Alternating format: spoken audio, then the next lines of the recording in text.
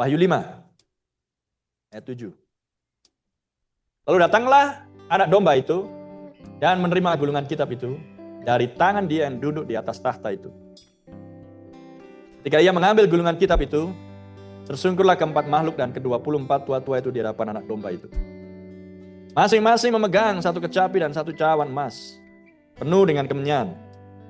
Itulah doa orang-orang kudus. Nggak tahu di Kembang Asundutan di Dolok Sanggul ini tempatnya kemenyan di sini. Tapi kemenyan itu dipakai untuk hal-hal yang lain. Tapi kemenyan yang ini hanya adalah doa orang-orang kudus. Dan mereka menyanyikan suatu nyanyian baru. Ya. Nyanyian baru mengikuti tampilnya anak domba keluar dari tahtanya dan mengambil gulungan kitab dari dia yang duduk di tahta. Maka hal yang berikutnya adalah muncul nyanyian baru.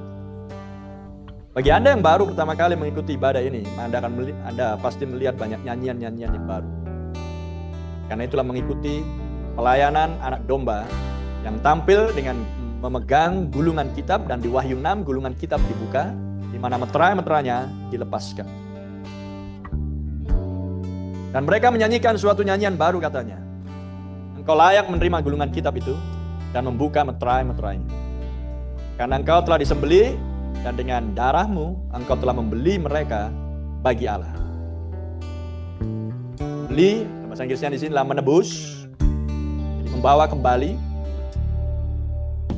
pada miliknya yang adalah Tuhan Allah sendiri. Dari tiap-tiap suku dan bahasa dan kaum dan bangsa. Anak domba mengerjakan hal itu. Tapi bagaimana dia mengerjakannya? Dia menetapkan manusia-manusia di setiap zaman. Dan di akhir zaman dia menetapkan Anda dan saya, bagian dari manusia-manusia yang adalah anggota mempelai wanita, untuk mengerjakan seperti lagu spesial yang dinyanyikan oleh para singers tadi. Melanjutkan akan Wahyu 10 ayat 8 sampai 11. Menuliskan lagi kitab tindakan untuk menghasilkan lagi Gereja Omega. Dan engkau telah menjadikan kami, us, and has made us. Dan engkau sudah menjadikan kami raja-raja, kings dan imam-imam, priest bagi Allah kami. And we, dan kami. Kalau mereka di sini menunjuk ke sana kan. Tapi yang berbicara adalah kita. Ngerti ya maksudnya? Jadi kita bukan sedang dibicarakan, tapi kita yang sedang ngomong di sini. Haleluya.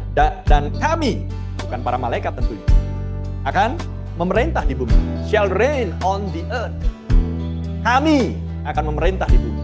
Malaikat? Serafim? Kerub? 4 makhluk yang di surga menjaga tahta? Siapa? Mempelai wanita. Jadi ketika Anda membaca nas ini, siapa yang ngomong sebenarnya? Ya dirimu lah yang ngomong. Amen.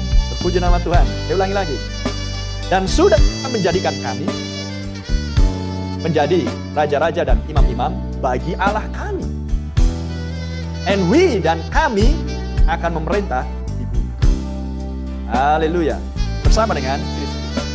Di nas yang lain dikatakan barang siapa menang, dia akan duduk di tahtaku. Dan akan memerintah bersama dengan Kristus, menggembalakan bangsa-bangsa dengan tongkat dan gada. Haleluya.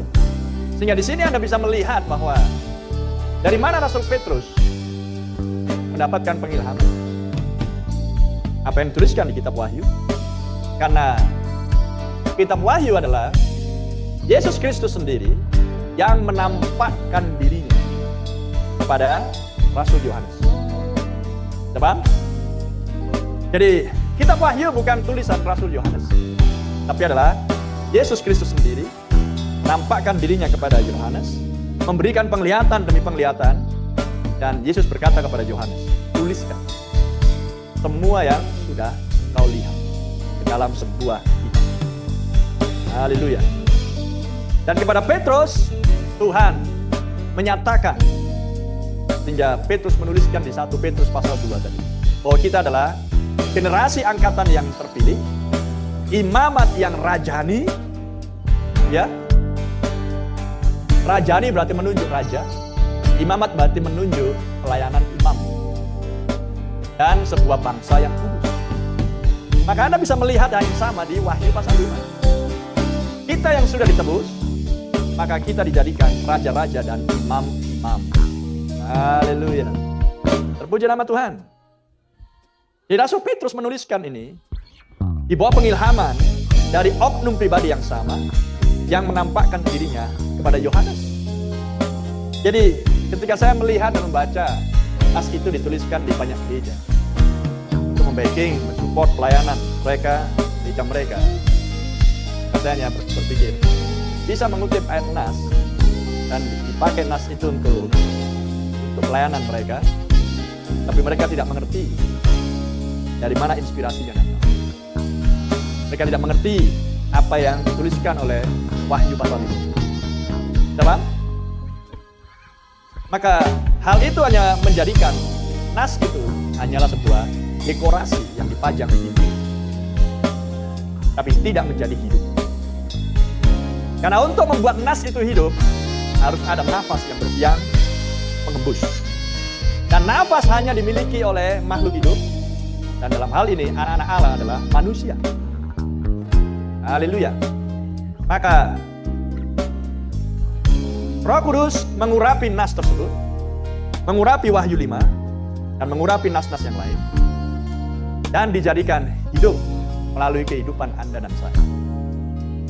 Dan kita berjalan sebagai raja-raja dan imam-imam. Kapan? Kapan? Sekarang. Haleluya. Dan untuk menjadi raja, maka seseorang harus terlahir dari keluarga raja. Kalau dalam hal kerajaan dan pemerintahan monarki, maka untuk menjadi seorang raja, dia harus putra mahkota. Dan itu adalah oleh kelahiran. Haleluya. Sehingga dia layak untuk memerintah sebuah negeri atau kerajaan. Dan untuk menjadi imam, maka seseorang juga harus oleh kelahiran.